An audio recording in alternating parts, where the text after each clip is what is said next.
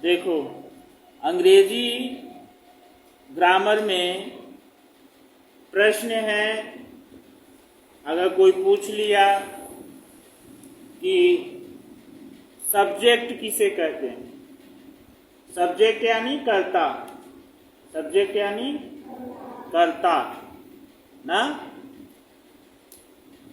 तो वाक्य का वह रूप या शब्द भी कह सकते हो, कह सकते हो शब्द भी ना, जिससे किसी कार्य को करने वाले का बोध होता है, यानी कि वाक्य में पता चले कि कार्य कौन कर रहा है, तो उसे क्या बोलेंगे, सब्जेक्ट बोलेंगे। क्या बोलेंगे, सब्जेक्ट यानी कर्ता।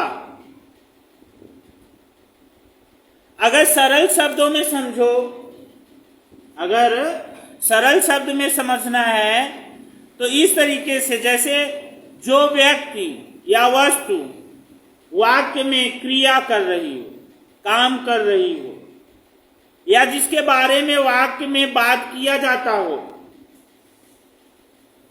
उसे क्या बोलेंगे, कर्ता बोलेंगे।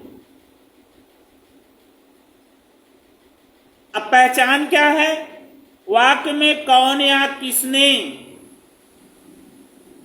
ऐसा बोला जाए वाक्य में कौन किसने, इस तरीके से प्रश्न किया जाए, जो उत्तर मिलता है वह कर्ता होता है। कर्ता कोई संज्ञा या सर्वनाम हो सकता है, कर्ता में संज्ञा या सर्वनाम हो सकता है, जैसे राम, किताब, वह, मैं, तुम, अपने लिए बोला जाए ना, इस तरीके से जो वाक्य में आए उसे क्या बोलेंगे, कर्ता। कर्ता कारक का मुख्य विभक्ति ने होता है। क्या होता है, ने। ठीक है, जो भूतकाल, वाक्यों में भूतकाल का जहां पे प्रयोग होता है, इसका प्रयोग होता है, भूतकाल का प्रयोग होता है। जैसे उदाहरण समझो, एग्जाम्पल, मोहित खेल रहा है, मोहित खेल रहा है।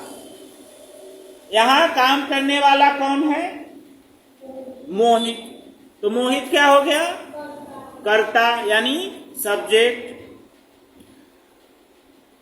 चिड़िया आसमान में उड़ रही है, उड़ रही है या उड़ रहे हैं, तो यहां क्या काम हो रहा है, उड़ने का।